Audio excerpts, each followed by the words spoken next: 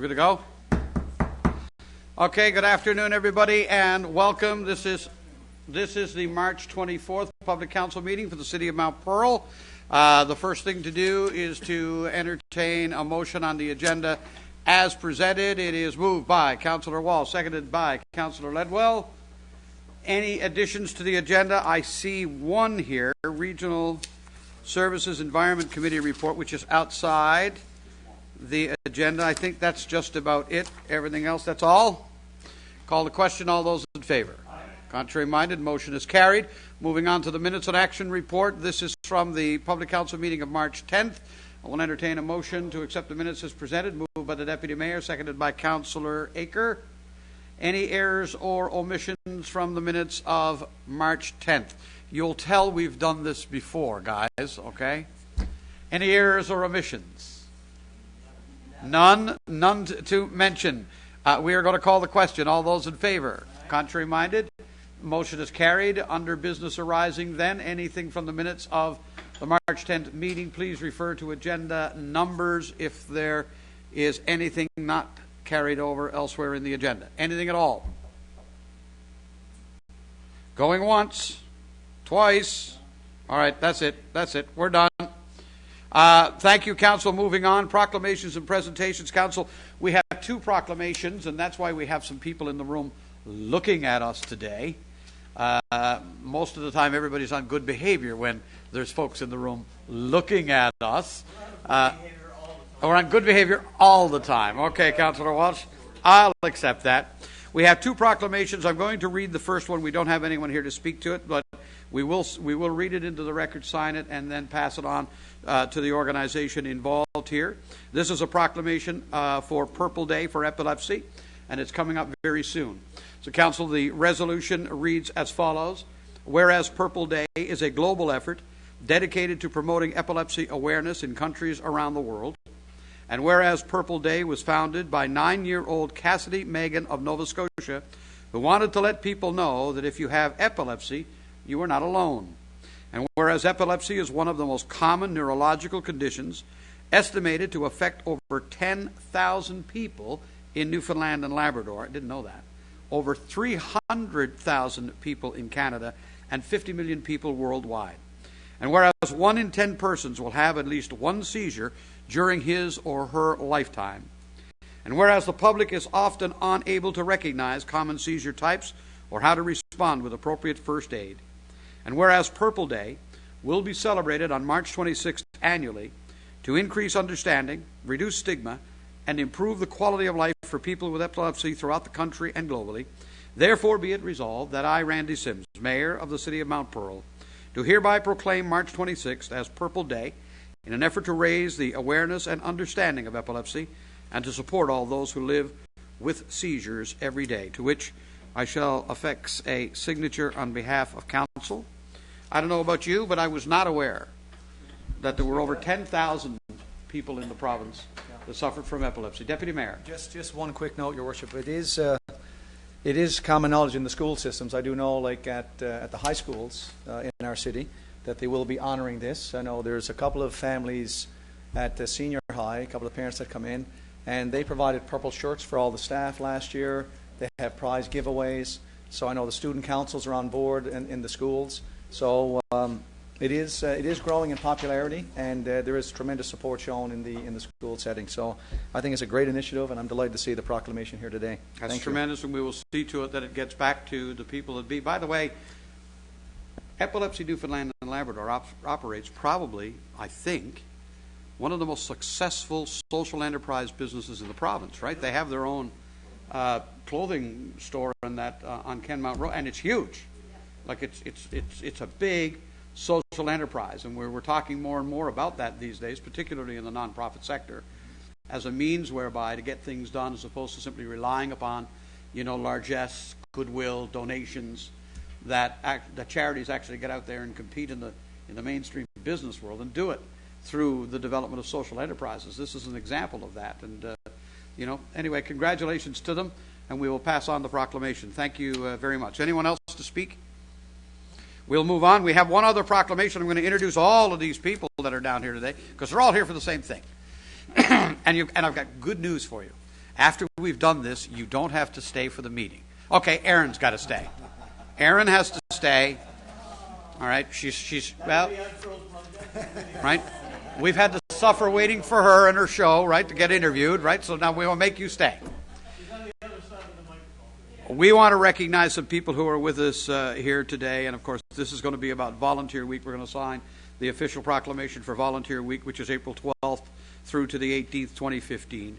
And their slogan this year will be "The Many Faces of Volunteering." And Council, looking down there, I want you to recognize you're seeing some of those faces today. Want to recognize the Vice Chair for the Volunteer Week Committee, and one of the architects of, strong arms of, supporters of, right arm of the VOCM Cares Foundation, Jackie Dolomont, who's down there in the corner.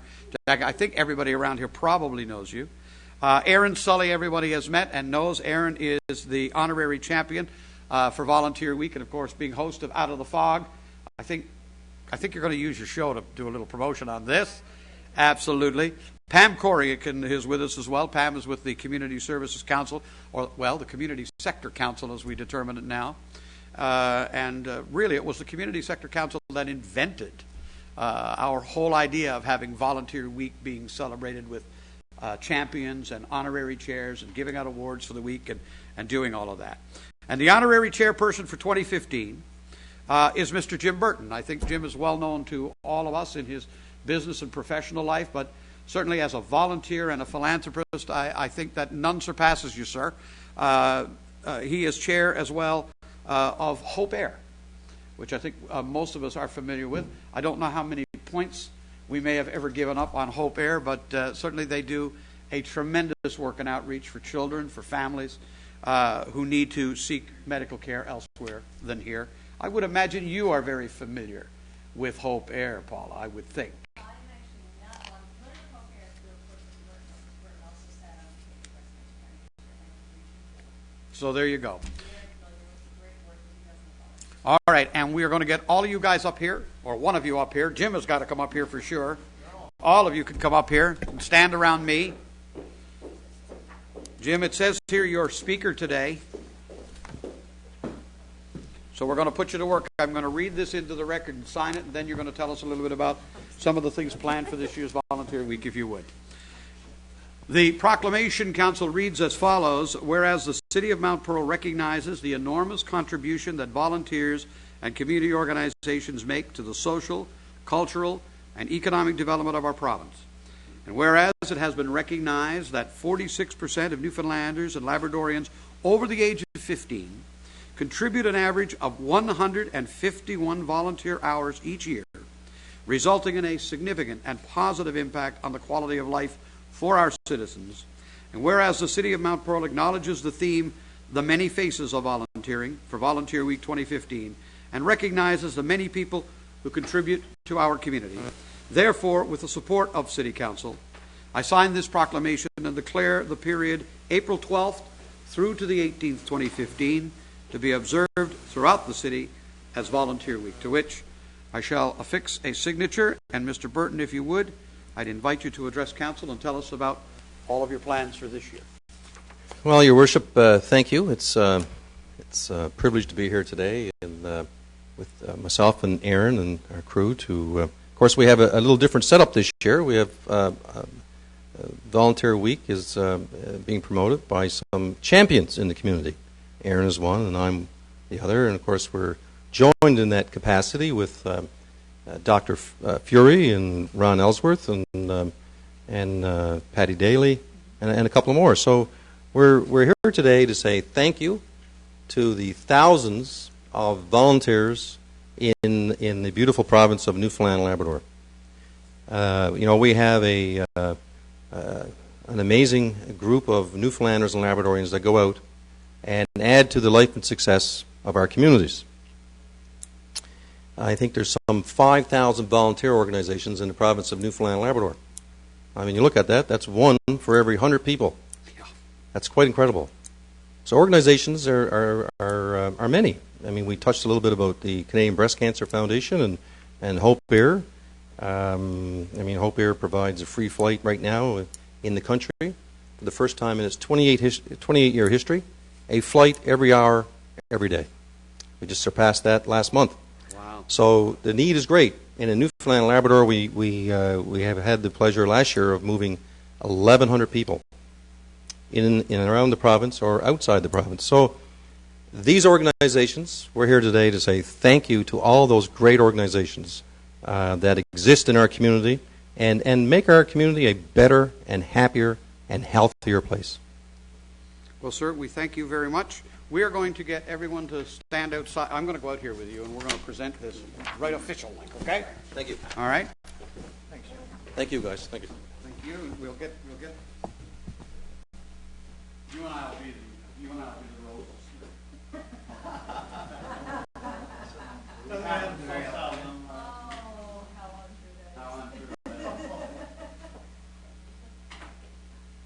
After you, Jim, just ready. I'm gonna let you ready ahead of time. Yeah. I'm gonna let you ready.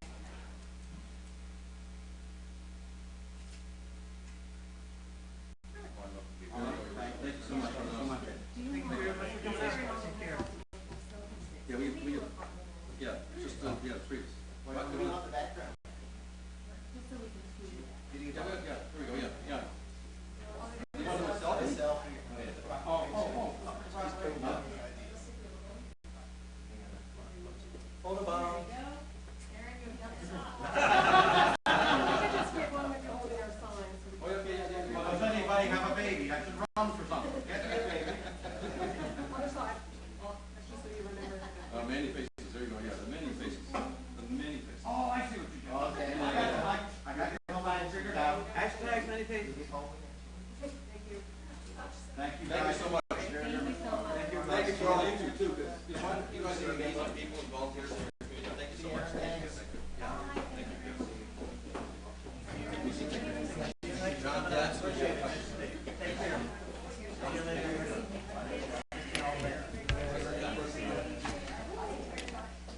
Thank you so much, everybody. We are honored to sign the proclamation, and we know this will be another outstanding year in recognizing volunteers, 97.9% of whom never want to be recognized. So I hope you understand how difficult this really is all the time, because most of our, and it is amazing to me how many of our volunteers actually don't know that they are. They actually don't think. They think that Jim Burton is a volunteer. They think that while they're delivering Meals on Wheels, helping out a hockey team, taking care of a charitable, answering a phone for Jackie down at one of the pledge days, they actually don't think of any of that as volunteering. You have how many of your volunteers? They don't think that they do all of that, that they're actually volunteering for things and building community. You know, it's a wonderful thing. Look forward to the promotion again this year, and I have no doubt under your leadership, guys, it will be a tremendous success again. Pass on to Mr. Davis, who is the chairperson this year, that we missed his not being able to be with us. Because I'd love to have that. I'd love to have a county councilor in our city hall for an hour. Always great fun, that is. Thank you, guys, very, very much. Okay. I'm using Stefan's machine here, guys, so bear with me. Okay, we have no. Yeah, we have no. We have no correspondence. Before we move on to committee reports, Deputy Mayor. Okay, Sorry, I just saw you stand. no worries. I am committee report. You are going to committee. Oh, Yes. you jumped. What? Sorry, You're sorry. very eager Do you want me to today. sit down or get up? Or? All right. Let's do this properly. Yeah. We're moving on to committee reports. Community Services, Deputy Mayor. Thank you, Your Now Worship. he's going to stand up. Sorry about that. Hey, I was it's just that wondering kind of a if day. your machine was going to default to all the planning reports, given that it was Mr. Yevchek. So, No. 3 items here, Your Worship, for the Community Services Committee today. First has to do with the St. John Ambulance annual fee for service. Committee is recommending approval to release the 2015 fee for service for the St. John Ambulance Mount Pearl Division in the amount of $3,000. And this, of course, is referenced in the current MOU, and I so move. It is moved by the Deputy Mayor, seconded by Councillor Stoyles. Questions or comments? Hearing none, we will call it. All those in favor? Contrary-minded, motion is carried. Next, Your Worship, has to do with the Mount Pearl Sport Alliance and their operating grant. Committee is recommending approval to release the Sport Alliance first installment of the 2015 operating grant in the amount of $87,000. And again, this is a part of their MOU agreement with the city to cover the administration costs, and I so move. Moved by the Deputy Mayor, seconded by Councillor Stoyles. Question, comment? All in favor? Contrary-minded, motion carried. And the last item, Your Worship, ties in with the proclamation that we just did, the Citizen of the Year banquet, this year on April 11th, 2015. Just another reminder to the residents that the Citizen of the Year banquet honoring our volunteers within the city of Mount Pearl is taking place at the Reed Community Centre, Saturday, April 11th at 6:30 p.m. Tickets will be available for purchase at the Reed Centre on Friday, March the 27th. The 2014 Citizen of the Year ceremony is coordinated in partnership with the Kinsman Club of Mount Pearl and held in conjunction with the 2015 Volunteer Week. Selected annually, an individual is chosen from nominations received from community groups for this prestigious award, and the 2014 nominees include Joan Benson, Jim Greenland, Dave Lithgow, Dan Marr, Gary Martin, A.J. Power, and Keith White. So that's for information purposes, Your Worship, and that's Thank it you, for our report. Thank you. Thank you very much, Deputy Mayor. I have to say the Citizen of the Year banquet, always a wonderful event. Okay, who's a judge? Did anybody from council get asked to be a judge? Isn't council, when you hear these names, aren't you delighted not to be a judge? What about staff? Anybody over there a judge? Anybody? Nobody will ever tell you, will they? Whether they are or they aren't, till you find out on the night. What a tough task every year, and what a tremendous lineup of volunteers again this year. There's some there, I have to say, I would have thought that they would have had this award years ago. Yeah, that's true enough. True enough. It's going to be fabulous.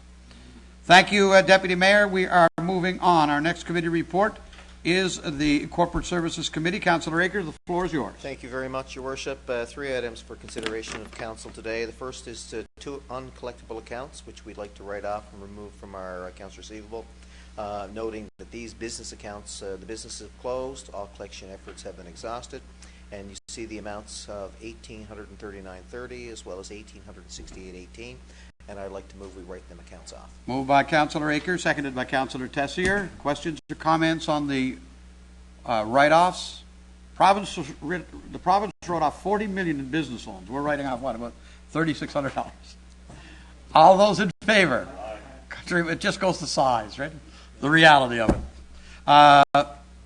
That's it. Carried. Thank you, sir. Yep. I might add, us accountants now, we allow for those write-offs long before that they have to be written off. Oh, well, because accountants are perfect. I'd like to Well, introduce no, you to no, the no, engineers who Well- claim the same thing. Just saying. Well, that's a compliment. I'll take it. Well, it is a compliment in its way. Neither of you are as good as planners. Moving right along. Moving on. Item 2. Next item is professional We're having a development silly training. day. We have a request from Councillor Stoyles to attend the Waste Expo Conference June 1st to 4th, 2015. And this is in accordance with our professional development and training policy, and I so move. Moved, seconded. Question or comment? All in favor? Contrary minded? Final item is the Motion invoices carried. for approval totaling $351,963.69, noting two of the bigger items there are workers' comp 2015 assessment for $211,000, as well as bus services from the St. John's Transportation Commission for January 15 in the amount of $101,000, and I so move. Moved and seconded. Any question or comment on invoices for approval? Hearing none, we'll call the question. All in favor? Contrary minded? And the motion is carried. Moving to infrastructure and public works, Councillor Walsh. Thank you very much, Your Worship. We've got a number of change orders. The first is related to the 2013 street upgrading program. I should add that these change orders have already been presented, reviewed, and discussed in committee. And we normally bring these through our IPW committee and then usually through committee at whole as well. And some of these expenditures have actually been spent, but we're just trying to formalize the Some of these are motion for retroactive, council. is what you're saying. Yep, it's radioactive.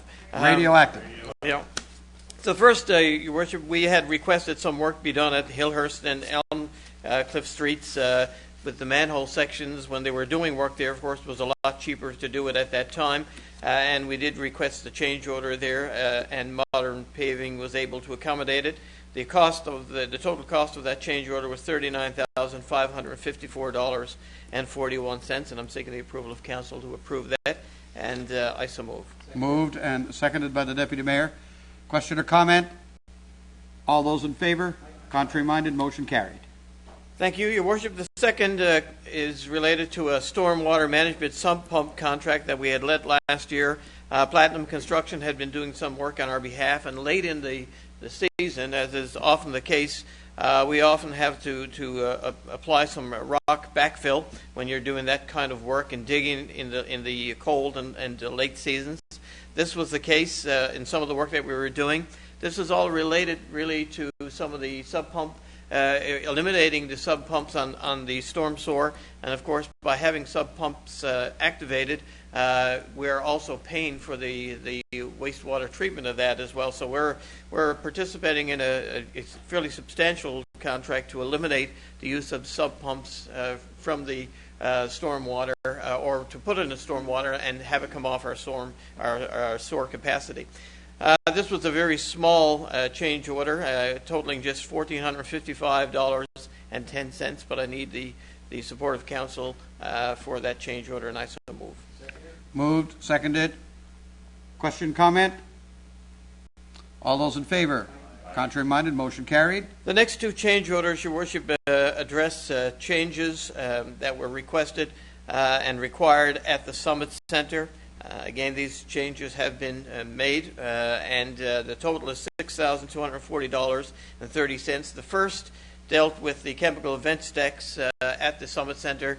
There was some erosion and fairly typical erosion at the protective caps, and of course these had to be replaced at the base as well. That cost $4,382.40.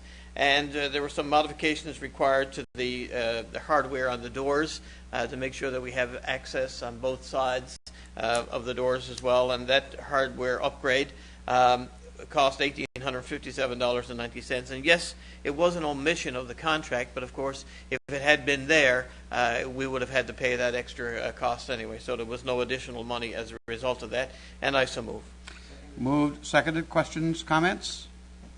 Hearing none, all those in favor? Thank you. Motion Thank you carried. very much, Your Worship. The last thing, of course, last Monday in particular, we had a fairly significant snowfall, and of course we probably all received our number of calls from or inquiries from residents. I have to say, for the type of snow and the volume or the amount of snow that we had, or the density, I had very few, but there were a number of calls and a number of inquiries and a couple of emails. We dealt with it pretty well, and I think we did meet pretty much our level of service in all areas there. But of course, people grow impatient, understandably, when they don't see plows for a number of hours throughout snowfalls. We continue to review and monitor our performance. We did, again, and it's almost typical, but not atypical. We did have some equipment failures, but generally very pleased. I wrote an email, in fact, in response to some other correspondence that had been going on Thursday, and just 3 days after the major snowfall of over 50 centimeters, and the streets were really down to blacktop at that point in time. So while it was a bit of a push, and we did maintain 24/7 operations from IPW staff throughout the weekend, right now we're back to normal shift operations with workers on standby, and we really hope and pray that we don't have any more of the white stuff, at least in significant amounts, throughout the duration of this so-called spring. So we'll see how it all goes. But things have gone reasonably well, but we're all a little tired of winter, even though this wasn't a really heavy winter in terms of volumes of snow, but I think it drags on, and after 4 or 5 months, we're ready to raise the white flag. And if we're not, I am, for sure. That's it for IPW. Thanks very much, Your Worship. Can I just... Thank you. Deputy Mayor, please. I was going to do under new business, but it ties into Councillor Walsh's last report there about the snow clearing. We all, I'm sure, receive some calls about concerns and the like, but just want to also emphasize the fact that I also got many positive responses about the work that our staff does in terms of widening their roads, as quickly as possible. And again, when they say, they've come from other places, and they say, Mount Pearl does a good job clearing the sidewalks around the schools in particular. That was the comment that we had. And so it's not all, while we did get the few calls, because you're right, it's the end of the year, people are waiting for their flowers to pop up, and then we get dumped with 2 successive heavy snowfalls. But there was a couple, one in particular that came to mind, and that was the frustration of one of the residents. And I wanted to take the time here just to address this, is our cul-de-sacs and the way we clear our cul-de-sacs, and we take pride in the way we clear our cul-de-sacs. But in some locations, there are some residents living on the cul-de-sacs that are dumping their snow from their driveway out into the cul-de-sacs, to the point that in 2 occasions, 2 people mentioned this on 2 separate instances, that there were backhoes came to their cul-de-sac, cleared out the driveways, and proceeded to dump all the snow in the middle of the cul-de-sac with the belief that, well, the city is trucking it away anyways. To which I said, no, that's not the intent. You're still responsible for maintaining your own snow. It's illegal to dump snow in our streets. So no, that's not a good practice to be doing that. So I just wanted to, mention this publicly, that no, we don't tolerate that in the city of Mount Pearl. And just the way that we clear our cul-de-sacs. Is that now a ticketable offense? There's definitely a ticketable offense. That was the message that I sent through. How many tickets have we handed out for that, I wonder? Not sure. We can check. Right? But that was on 2 separate cul-de-sacs where That's a $400 fine, right? they witnessed. No. You got to catch them in the act, right? But Or you got to have a witness who's willing to say they're doing it. anyways, I would raise that. The other, so again, just to emphasize that you can't throw your snow in the middle of the cul-de-sac with the expectation that we're going to truck it away. The way we clear our cul-de-sacs, which is beneficial to the residents on the cul-de-sacs, is much of the snow gets put in the center. And then if it gets too much to manage, then we truck it away. But it's certainly not meant to be intended for the residents to clear all the snow out of their driveway. In one case, they said that backhoe came in and cleared almost every street on the cul-de-sac and deposited all the snow in the middle of the cul-de-sac. So we got to put a stop to that. So I wanted to mention that.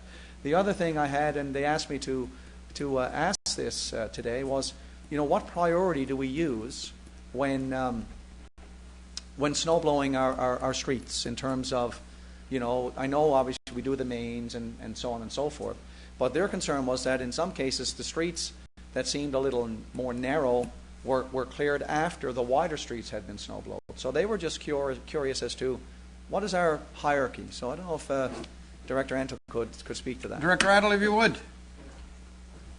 Thank you, Deputy Mayor. I'd also like to point out, while we received some complaints, generally speaking, we raise our bar fairly high, so we respond to those fairly quickly. We also received, interesting this storm, a number of complaints that the plows were going by too frequently and depositing snow continuously. That's part of our business, and it's part of what we do. So it's the nature of doing service at a fairly high level. The order of priority, generally speaking, is school zones first for our widening. So we're always focused on the school zones of the city, trying to get the sidewalks certainly clear for pedestrian traffic in the morning. Second priorities will be our main 4-lane roads. The 4-lane roads will have significant deposits of snow on the shoulders, so we try to keep them pushed back for the next storm. Then we'll move to the narrow streets, particularly those off of Lower Park Avenue, those areas, to try and widen them. And then we'll go to the higher elevations of the city. So we're in Pearlview and Mount Carson and those areas because there's volumes of snow. And there are going to be those circumstances that the foreman will choose their judgment. So they'll actually pick certain areas depending on the drift conditions or the way snow is falling. They'll go to certain areas and actually pick off some of those areas to make them wider. So you will see us on some streets that people might anticipate are wide streets. They're still significantly narrowed in certain places, and we'll go to them next. And then the last thing is, once we've got those areas addressed, we'll take the blowers and we put them in areas throughout the city. So they'll start in areas and they'll complete an area. So areas could be off Smallwood Drive or over in Westminster or what have you. Once they start there, they'll finish in that area. They become, generally speaking, we rotate them around the city when we get to the various storm cleanups. So we don't sort of go to one area first and then another area is always last. But that's the last sections we'll go to. Okay, thank you. Thank you very much. Any other comments or questions? Hearing none, we'll move on.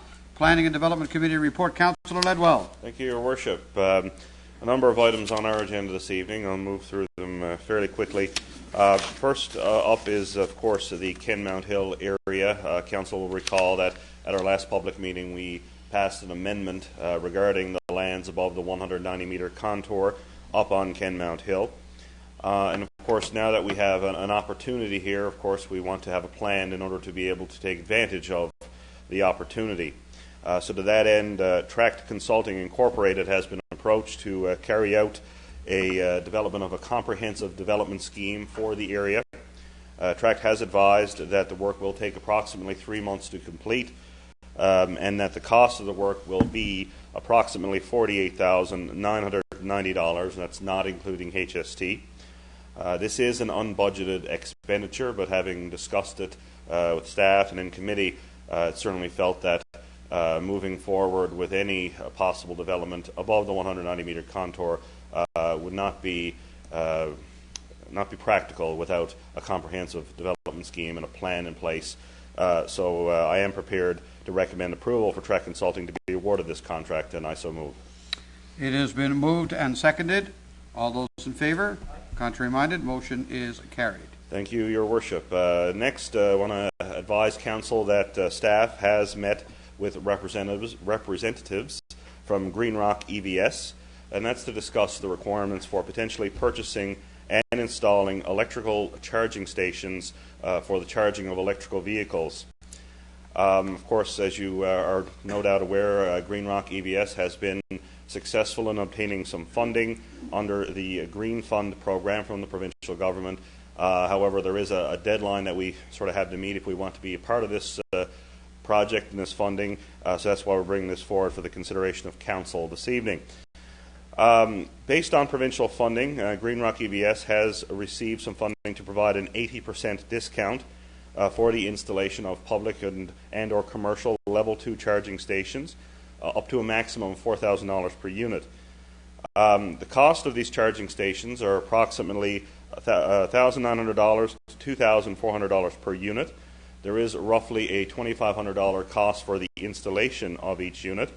And what has been discussed is we're proposing to put in 4 of these commercial charging stations. It's proposed that one be here at City Hall, one be located at the HG Windsor Municipal Building, one at the Glacier, and one at the Summit. That's right, NG Windsor Building. That's correct.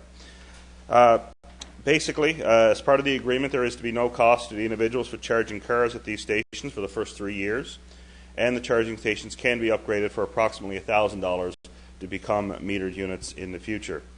We've discussed it again at committee, and we are prepared to recommend that the City purchase 4 of these public commercial electrical charging stations, and I so move. Moved, seconded by Councillor Walsh. Question or comment? I was going to say everybody's heard, right, some of the commentary about electric cars. Councillor Stiles? Yes, I think we've all heard the commentary, especially from former Mayor Wells. My question is, how much is it actually costing the city? It says 80% is going to be covered under the environmental grant that they're going to get. So are we paying the other 20%, or is the proponent paying the 20% plus the $2,500 cost? I'm just wondering what cost, how much is it going to cost the city at the end of the day? And then there's another $1,000 per unit after 3 years, because I'm understanding that they're going to be free for 3 years, and after the 3 years they're going to put a metering system on it, and that meter... No, that's up to us. That's up to us. That's up to us if we want to turn it into a revenue generating, pardon the pun, So generator. would we own these units? Yes, these are ours, yeah. These would be ours. These belong to us. Yeah. It's Is our that- electricity, right? Yes. So besides the cost of paying for the units, it's going to be, and from a lady calling into Open Line just yesterday morning, she was talking about the cost of a light bill, and she said it was maybe $30 or $40 A month. a month. And so it's basically similar to getting a hot tub, is what somebody said to me a few weeks ago when we were chatting about it. Because but it's been certainly a discussion, I guess, around the water coolers around the city and around the province. And somebody said to me, it's basically the same thing as if you have your hot tub hooked up and it's costing you about $40 or $50 a month. And I just wanted to have those questions answered.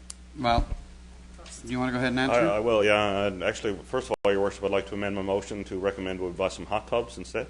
I'm I'm kidding, of course. Now, as noted in the report there, the cost of the charging stations themselves there are ranging from $1,900 to $2,400, and there's a cost of installation by an electrician of $2,500. So I suppose each unit is going to cost the city roughly $500 to $1,000. And I think, installing 4 of these is certainly a nice way to sort of ease our way into this idea of electrical cars and electrical charging stations. If you want, you can look at it as a pilot project. I know there's been some controversy in a neighbouring municipality regarding whether it's a pilot project or not, but I think that's the way we're looking at it, and that's why we're bringing the recommendation forward this evening. These are charging stations. I think It's going to be about 4,000. I think it's about six. I've calculated it, Councillor Walsh, at around 6,500. Maybe your worship. I'm saying, yeah, $750 each to install, $2,500 times 4, and our share, they're $5,000 each. Our share is $1,000 for each one, 1,000. So that's 4,020. So about $6,500 to $7,000. Is that math not right, Councillor Silver? Of course, the math is right. Councillor Silver. Demoted again.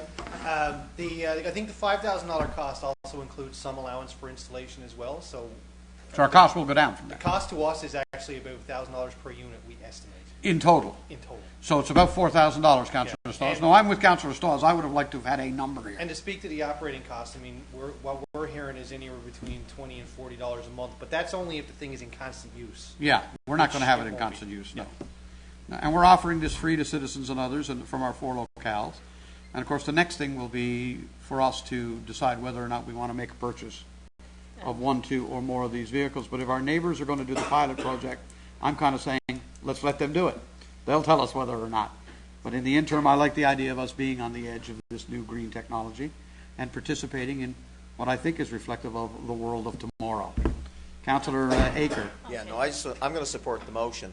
There's a bit of a chicken and egg thing going on here. One of the controversial statements I've heard coming from St. John's in their debate is, do you own an electric car? But then again, I won't be going out and buying an electric car anytime soon unless at least I know within my range of operation that I've not only got a charging station back at my house, but throughout the city and maybe the west end of St. John's, which is my normal range of operation. I'm looking for places that I could go to, just like I'm looking for a gas station if I have a car. In a province that has so much hydroelectricity coming, and in a province that really would love to see the price of gas sky high from a deficit perspective, don't you think in the longer run the province might be better off with electric cars as opposed to gas consuming cars, right? So I think it's a fairly good piece of policy here to put the stations in, let the pilot projects get run in terms of the ownership of the cars, but I think in the long run I think it positions society to basically be have more greener use of energy, basically.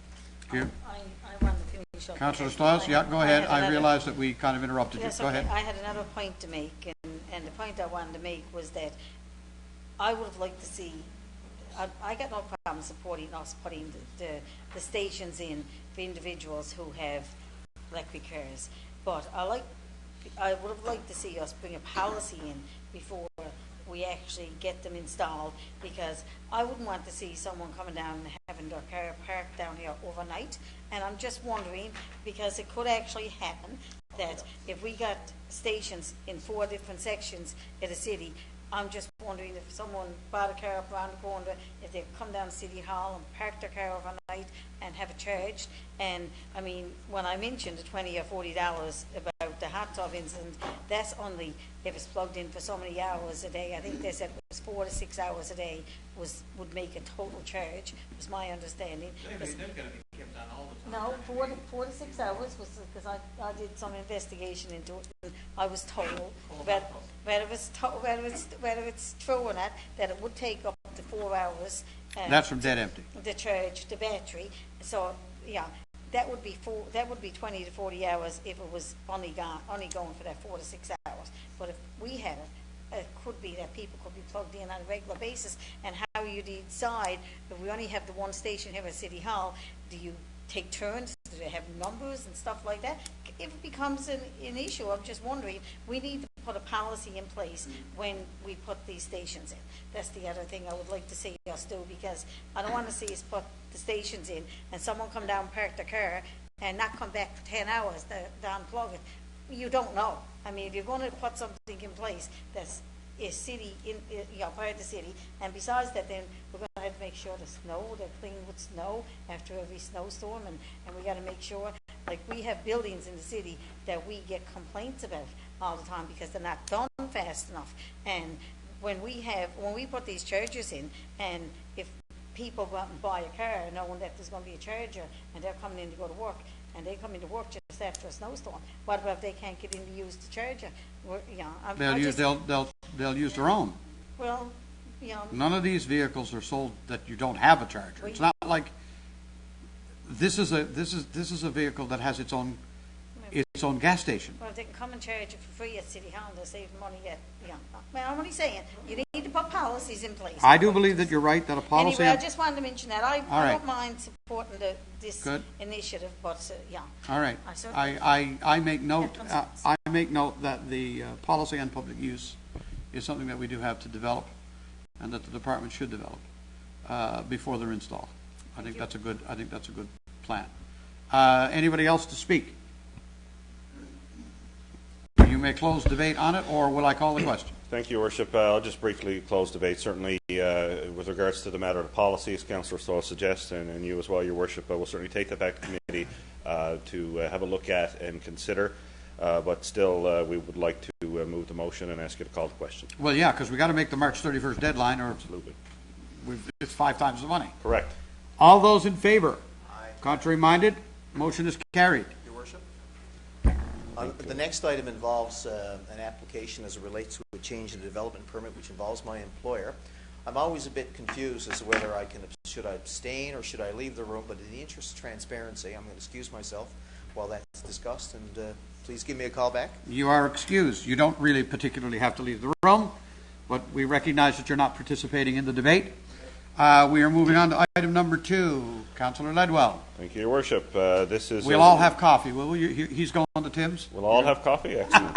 Sounds great. We have a proposed amendment to a condition that's in development permit DP 14028, which is more commonly known to all of us as the Municipal Avenue development at 33 to 39 Municipal Avenue. Yeah. The developer down there has advised that he is prepared to proceed with the development. However, in order to have access to the funding from Newfoundland and Labrador Housing that's involved with the project, the developer has advised that he does require that the city transfer the land involved to him at this point in the process. You'll recall that we had initially placed a condition in the development permit that said that the land would be transferred once the buildings reach the top of the foundation stage, and upon a written confirmation from Newfoundland and Labrador Housing that the 10 of the apartment units there would be funded as under their housing affordability program. We've discussed the request within committee, and we are prepared to recommend that we do proceed and amend the condition to the development permit. However, we do have a number of conditions that we would like to place on the amendment to the permit, those being that the land shall not be used for any other purpose than for the construction of a seniors housing project.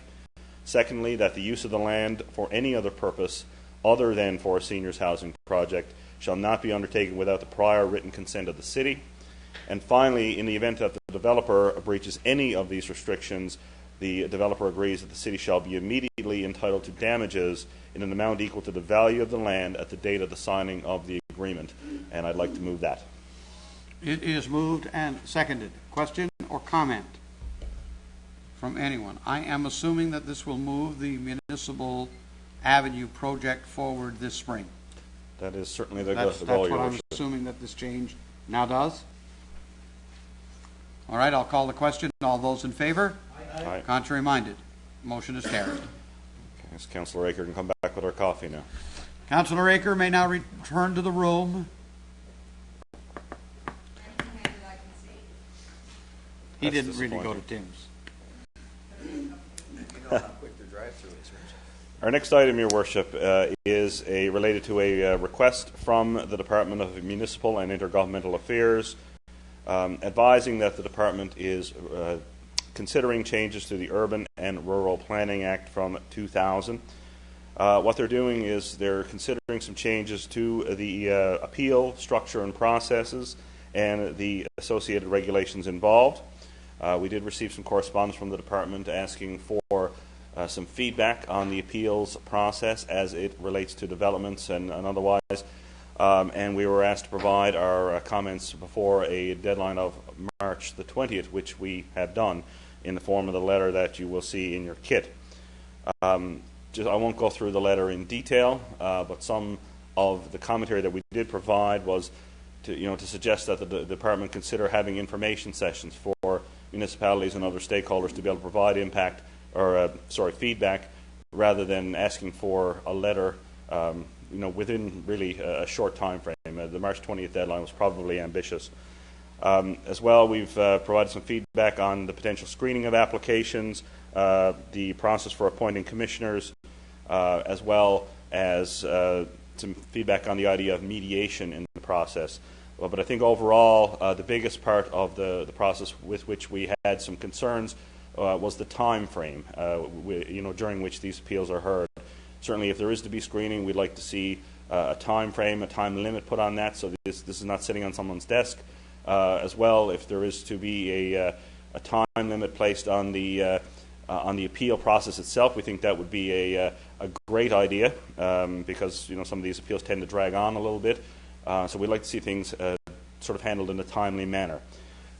So this letter has been sent for the information to Council on March the 20th. And at this point, we do need a minute of Council to ratify the sending of the letter and the response to the process. So we're proposing that ratification right now, and I so move. It is moved and seconded by Councillor Walsh. Question or comment?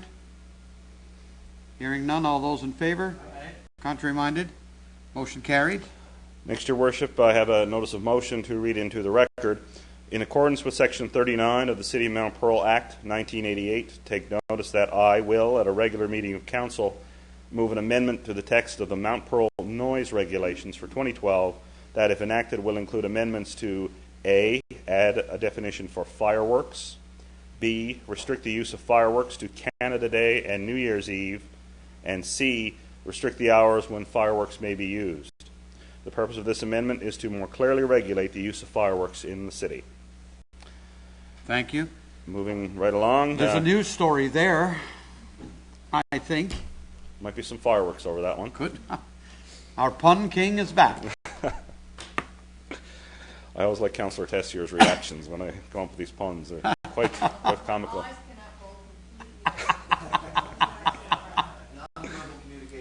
It's at its best, indeed.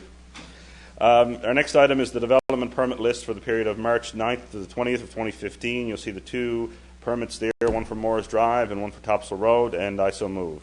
Moved and seconded. Did the one from Topsail Road result in the dysfunctional council sign going away? No? Didn't happen, eh? Can't confirm or deny those reports. Can't confirm or deny those reports. All those in favor? Aye. Contrary minded, motion carried. Finally, Your Worship, we have our building permit totals for the period of March 9th to the 20th. On the residential side, we had a fairly quiet period for that time frame. The total is $26,000, and I so move. Moved, seconded. All in favor? Carried. And, Your Worship, for the same period, March 9th to the 20th, on the commercial side, our totals for a building permit, $2,263,746, and I so move. Moved, seconded. All in favor? Contrary minded, motion carried. That concludes planning. Thank you very much. Transportation Public Safety Committee report. Councillor Tessier. Very short report, but we're really pleased to advise that the City of Mount Pearl is one of the partners with the Coalition of Persons with Disabilities. We're a partner with them to release an emergency planning guide and prep kit for our residents who would require it. This guide and prep kit is a great tool for our residents who live, or residents to have close by in case of an emergency. And I brought in actually samples of the kit and what's involved. If anybody wants to see it, I'm sure we have them here at City Hall anyway. Can we link to it? Is it on a web page Are yet? we linking? Do we link with coalition? With coalition? Yeah. So this guide can also assist with people who face additional barriers in an emergency situation. This is something that would be on a person's fridge, and it's magnetized on the back. Anybody responding to an emergency in a home of a person with a disability can open this, and practically every bit of information that they would need is there. Emergency contacts, support, people in their support system, allergies, blood type, forms of communication, transportation that they require, even where your water shutoff is in your house is listed there. So this could be of great use to anybody who's responding to an emergency for persons with disabilities or people who face any other barrier or challenge when it comes to emergency situations. So we wanted to highlight this. We're very pleased to be partners with And the that coalition. actually just goes right on their fridge. Right huh? on the fridge. And That's it's really just as good. simple as popping it open, pulling it out. That's good. So it's protected, and it's handy. You don't need to fuss with it to get it out. But anyway, it's a great prep kit. We're really pleased to be partnered with the coalition with this, and we just think this is a tremendous step forward for the coalition, and we just wanted to highlight that for the information of the public. That is excellent. Thank you very much. Any other comment? Hearing none, we're moving on. Our last committee report is outside. This is Regional Services Environment. Councillor Stoyles. So we just have a couple of items, and just want to mention the water level in Bay Bowls Big Pan, and it's on par with other years, and we just wanted to mention that, of course, we like residents to use conservation at any all times, all during the year. And also, Earth Hour is March 28 this year, and it's from 8:30 p.m. to 8:30 p.m., 8:30 to 9:30 p.m., and the Chamber of Commerce, of course, is going to be putting it on their website. It's going to be on the City of Mount Pearl's website, and we certainly encourage all residents and everybody in the community to honour Earth Hour. And that's all we have today, Your Worship. And turn off all non-essential lights everywhere in the city. Thank you very much. We are moving to, I believe, we are up to new business. Deputy Mayor. Thank you, Your Worship. Several items here today. All sort of good news items, I would suggest. One, I want to mention an O'Donnell student, Miss Emily Heptich, apparently a writer. She wrote a story that's going to be featured in a national textbook that's going to be used in books starting this fall. Yeah, So, creative writing. I read that piece. Yeah, grade 12 student. So I just wanted to publicly acknowledge Emily on a job well done. It's always nice to hear the successes of our youth. But is she a Lisa Moore or is she a Stephen King? Not sure. Haven't read her work yet. I wait to see the story. Uh-huh. Relative. Yeah. No. She's what? She's a relative of She's a Lucy. relatively good writer. Is that what you're saying? No. Speaking of the youth, on with O'Donnell again. This past weekend, the boys hockey team, or the male hockey team at O'Donnell, they won the 4A championship, the province-wide. Apparently Very went good. to triple overtime Saturday night. So at our Glacier Arena. So kudos and congrats to the O'Donnell folk. Also, while I wasn't in attendance the weekend, I know that AMP had their 10th anniversary. I was out of town, but I just want to publicly I acknowledge missed that. it too. Some other folks were there, so they'll speak in greater detail, I'm sure. Also, I want to mention Mr. Ellsworth at Hillcrest turned 106 years old. So apparently there's only 10 in the last census, 10 Newfoundlanders and Labradorians that were over 100. So this gentleman turned 106. Speaking with a former student, his grandmother's 108, and she lives out on the West Coast. So we got some people living, 108. She, a couple of months back, celebrated her 108th birthday. So that's good news. The other thing I wanted to end up with, Your Worship, is I'm sure other members of council were contacted by this. The CBC Morning Show is going to do a hit this Friday morning at our Summit Centre, which is going to be great. Jeff Gilhooly and Cecil here, and I know Nancy usually stays at the. Pardon me? It won't be Jeff Gill. What did I say? Sorry, Anthony Germain. Sorry. How old are you? Yeah, sorry, Jeff Gilhooly. Anyways, what's going to be delightful is they called me and said I said, well, that's good. They're going to highlight the Summit Centre, but then they asked if we'd be interested in putting in a relay team to swim a relay race against the CBC staff. So I said, well, how long are we talking here, you know? And they said, well, it'll only be short. It'll be a 25-meter lap. And I said, well, as long as you got the oxygen and the paddles there to restart my heart. In the kids' pool. So it's going to be a bit of fun. And I did commit I would, as long as I could figure out how to get down the pool with some motorized water wings or something like that. So anyways, I just want to say that will be on Friday morning. I think they're going to start at around 7 o'clock at the Summit Center, and they're going to go from 7 until 9. So it should be a bit I'm of going to fun. be there with them, but I told them that I would not participate in the relay Okay. because drowning is not something that I do for fun and enjoyment. Too easily. And I can drown very well. Yeah. Anyways, I that's can. it for me, Your Worship. I'm done. Thank you. I can drown very well, so I'm not going to do that. Thank you, sir. You're going to. And who else is in the relay? Maybe. There's 3 in the relay. I think Minister Kent was asked to join us. I can see. So Depending on the good time, luck with it. I But have grandchildren, depending on the time. yeah, I'll be there to cheer you on. I have cars. I'll be your coach.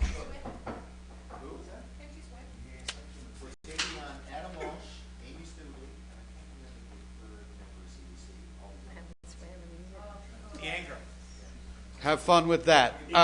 Councillor Stoyles. Thank you, Your Worship. I too wanted to wish Mr. Ellsworth a happy birthday. I was up yesterday at the home when they cut his cake and wished him a happy birthday. So certainly it's an honour to be there to wish him a happy birthday. A couple of things I wanted to mention, Your Worship, and I know 2 weeks ago in the minutes we talked about our hiring summer students and the deadline and that for the end of March or the first week in April. I also want to mention that the government of Newfoundland and Labrador also hires a lot of post-secondary employees, and their deadline is April 17th, and for summer students for high school is May 1st. And I'm going to pass this along to Mona, and maybe we can add this to our website because we have an awful lot of young people looking for summer employment, and I thought it would be nice to mention that as well.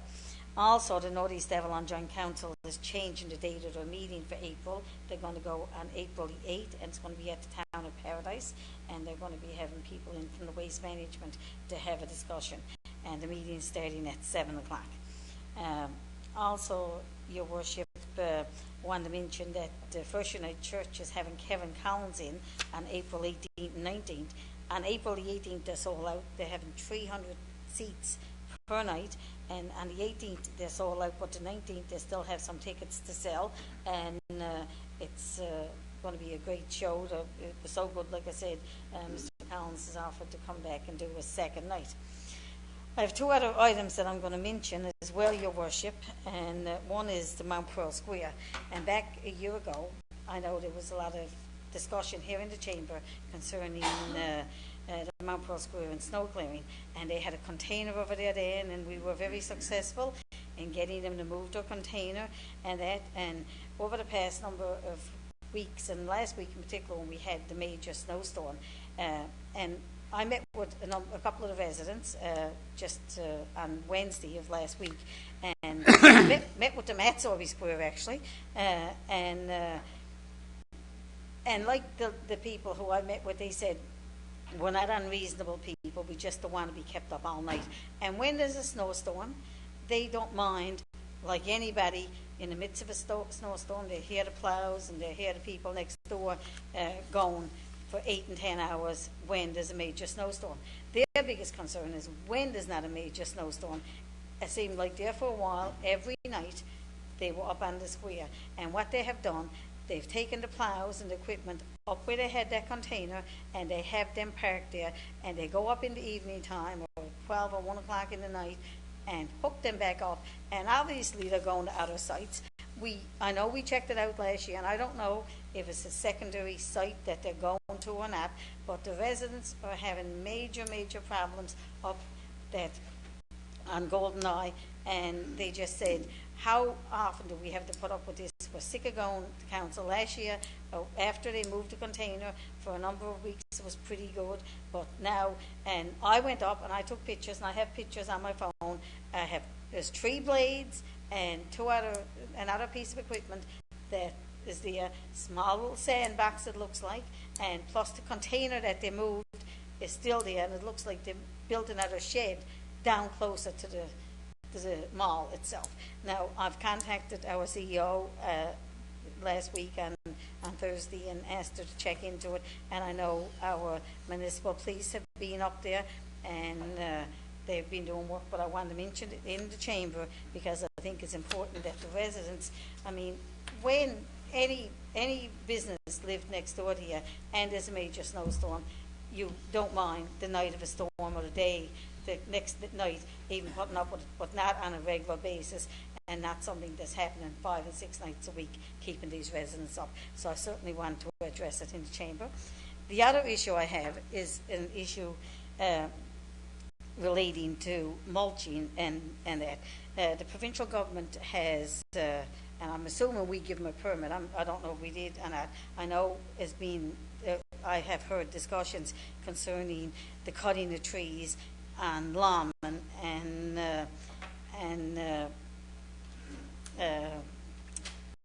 Survey. Anyway, last week, before the snowstorm, the tree cutters were out mulching trees very close to Lomond Place and that.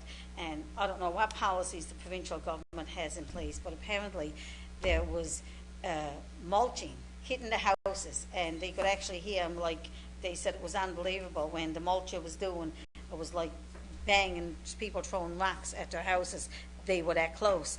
And then the next day, I got another call from somebody on Survey saying, "You're not going to believe what happened. I was out in my went out in my backyard and I heard a lot of noise. Went out in my backyard and the mulcher was out doing the trees on the highway, and it was actually pieces of a shovel came into my back garden." They said, "Thank God there was no children out there or my animals wasn't out there, because the weight of that being shoved by the mulcher." I just wanted, I again contacted our planning department, and I know Julia had dealt with it and dealt with the contractor and that, but I think that a policy. Where was this again? This was on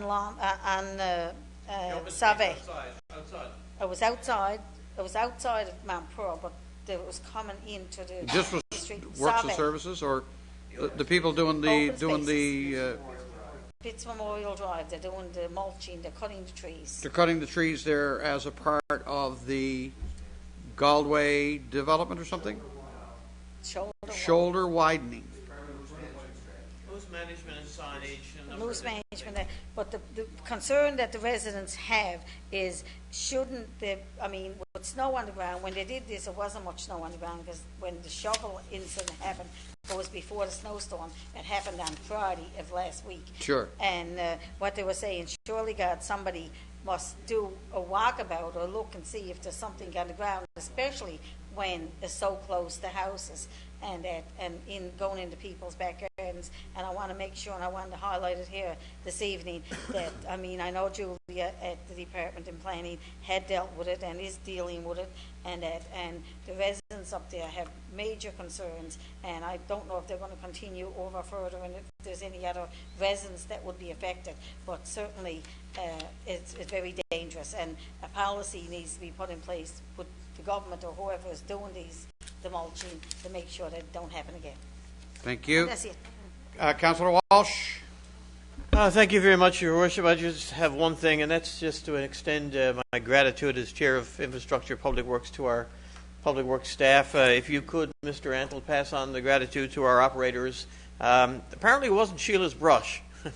Apparently that happens after St. Patrick's Day, but the first storm. But it was a bad storm, 50 centimeters of snow in a very short period of time. But it's not just the operators. Our forepersons are out there in that and working very, very long hours. Mr. Antle himself, of course, works long hours and fields a lot of calls. And I think Mr. Arsenault as well does an incredibly good job. So if you would, Mr. Antle, I'd appreciate if you could just pass on the gratitude. Not only my gratitude, I'm sure, the gratitude of council and the residents of Mount Pearl as well for a job well done under the most adverse conditions. Thanks very much. Thank you very much. Councillor Aker.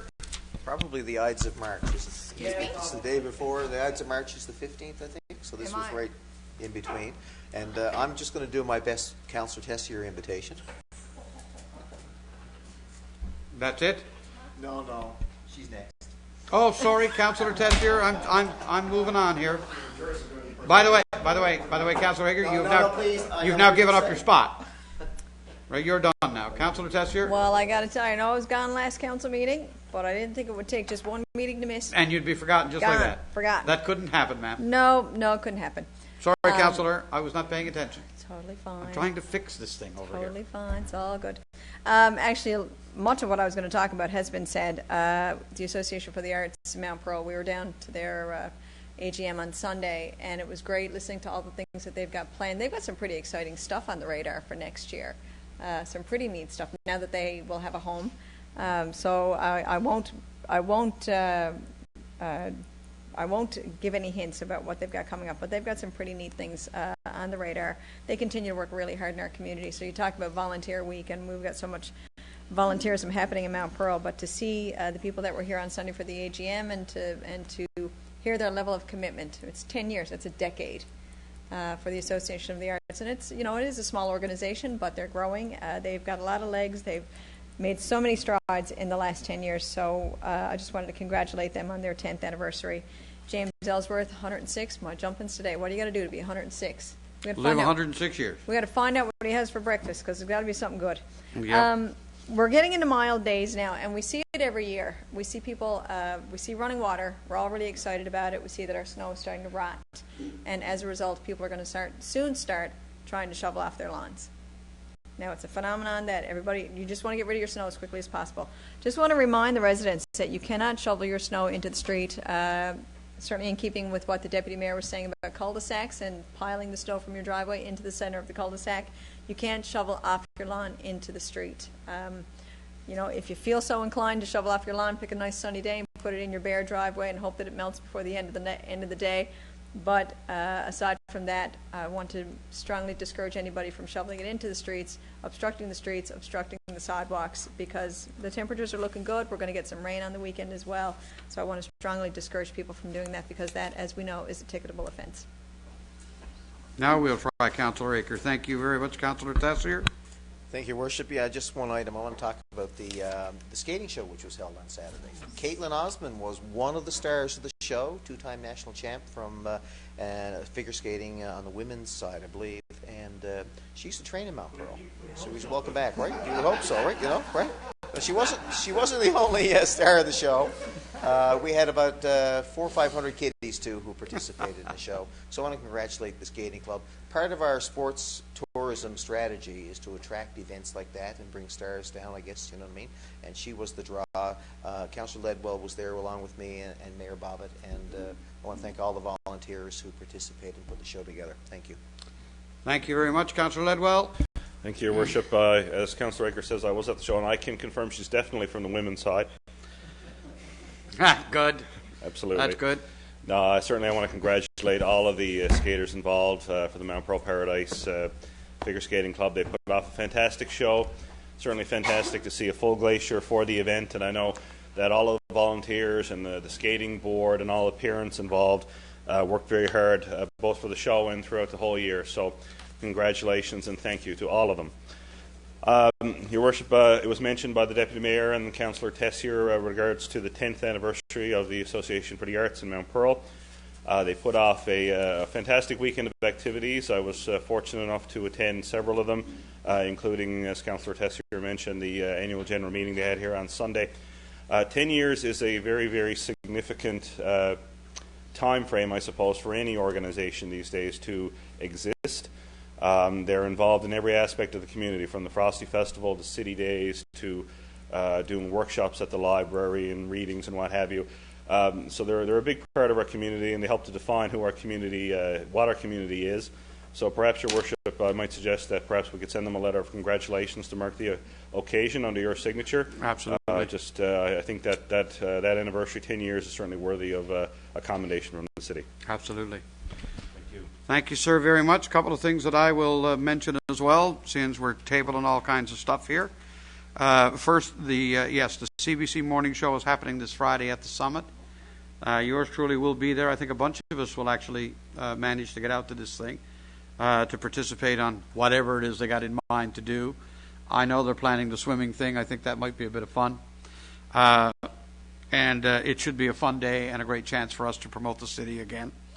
Most of us this morning, unfortunately, two in our midst couldn't get there. The Deputy Mayor and Councillor Tessier. Was it Councillor Tessier didn't make it this morning? Who was not there with us this morning? Everyone else was there but you two. It was the announcement of our multi-year funding for 2014 through to 2017, $13.4 million, along with $5.6 million from the city, meaning it's roughly a $20 million initiative over 3 years that will see a tremendous amount of new infrastructure built in the city of Mount Pearl. All of that is being done in that partnership with the province, but there is another one. There's another partnership that we participate in with the federal government involving the gas tax program, which has now been made permanent, indexed to inflation, and we have plans for that as well, and that will lead to some new, we believe, expanded infrastructure opportunities for the city as well. This coming Saturday night, you mentioned the AMP 10th anniversary. This coming Saturday night, Mount Pearl Minor Hockey will be hosting their 40th anniversary gala. They're going to be inducting a bunch of people for the first time into the Minor Hockey Hall of Fame. I'm going to be there to represent council at that. I believe others are going to be there as well, I think. That's going to be, I believe, a tremendous event for all of us to attend. And again, as it relates to the arts piece, as you know, the arts community and their 10th anniversary, they've been doing significant and yeoman's work in the community. I'm going to be speaking to the Lions Club in Mount Pearl in the next couple of weeks, actually, the first week of April. And we're going to be looking for money to establish the Mount Pearl Players.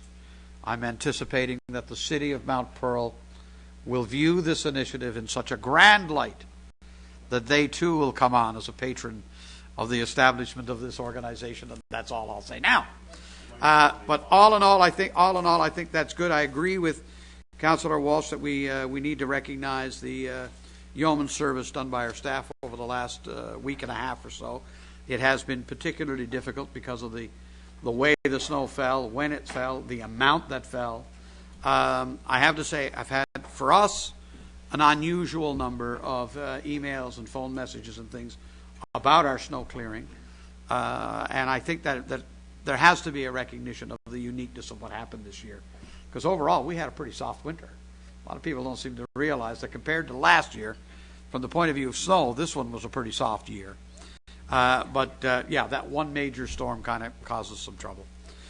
With that, that's all I have to add at the moment. I'm going down through it here to see. No, everybody got the 106th birthday, Mr. Ellsworth, so we're done. A motion to adjourn. Moved by Councillor Tessier. We stand adjourned. Thank you, everybody.